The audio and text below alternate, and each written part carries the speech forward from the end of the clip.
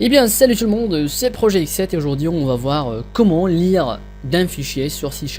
Donc déjà commencer par créer un nouveau projet, ensuite on va ajouter, on a déjà un bouton ici, et donc on va ajouter un textbox pour qu'on puisse ajouter bien les données d'un fichier dedans.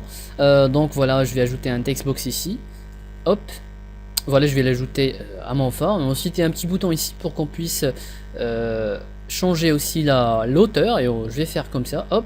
Ensuite une fois cliqué sur ce bouton, j'aimerais lire, enfin je vais lire d'un fichier, les données d'un fichier. Donc si on aille sur mon bureau, j'ai déjà un fichier ici qui s'appelle C#. Si je l'ouvre, il y a les données, il y a déjà des données dedans, enfin du texte dedans, on a salut tout le monde, et on va essayer de lire ce salut tout le monde et on va le mettre sur ce textbox. Voilà, donc double clic sur le bouton qui va nous permettre, bien sûr, une fois cliqué, on veut que bien sûr ces données, bien ce texte s'affiche sur mon textbox 1.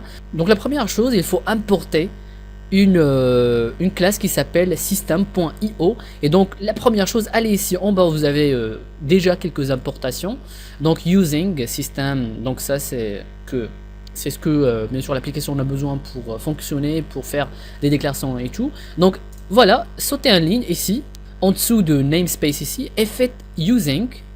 Voilà, using avec U-S-I-N-G, le même truc ici. Et faites system.io.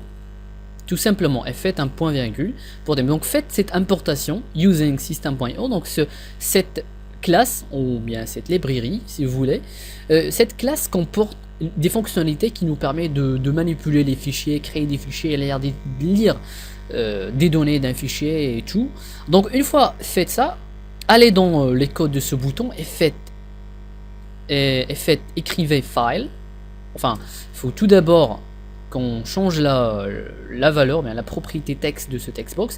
Et donc regardez, le nom de ce textbox s'appelle déjà textbox 1. Si on est sur la propriété, ça s'appelle textbox 1.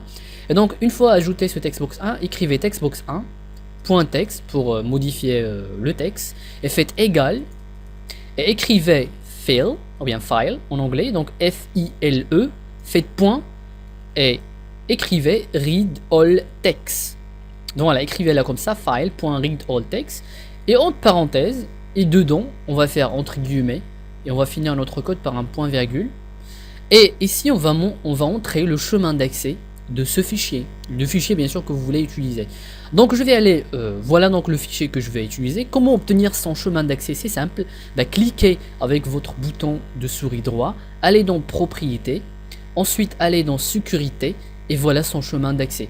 Copiez-le tout simplement. On va le copier, hop, et on va aller dedans. Ici on va entrer le chemin d'accès, on va faire hop, coller. Donc ici on a un petit soulignage en rouge parce qu'on a ce signe ici, et allez avant cette guillemet et faites arrobas tout simplement. Voilà, faites arrobas avant le entre guillemets, avant d'indiquer le chemin d'accès. Voilà, donc une fois ajouté ce arrobas ici, et donc ça va relever l'erreur, enfin ça va disons enlever l'erreur, et maintenant c'est tout. Voilà, c'est fait. On va tout simplement lancer l'application, et on va faire hop, bouton, et voilà le contenu de ce texte, enfin de ce fichier. Voilà, donc salut tout le monde. Voilà, j'espère que cette vidéo vous aura plu, et j'espère que vous avez bien appris un truc ou deux. Donc voilà, si vous avez des questions, vous pouvez commenter en bas. Donc allez dans la description, vous allez trouver aussi comment vérifier si un fichier existe, parce que si vous essayez de lire du contenu d'un fichier qui n'existe pas, et bien ça va vous donner une erreur, ça va crasher votre application. Et donc allez dans la description, vous allez trouver un lien dans lequel j'explique comment vérifier si un fichier existe.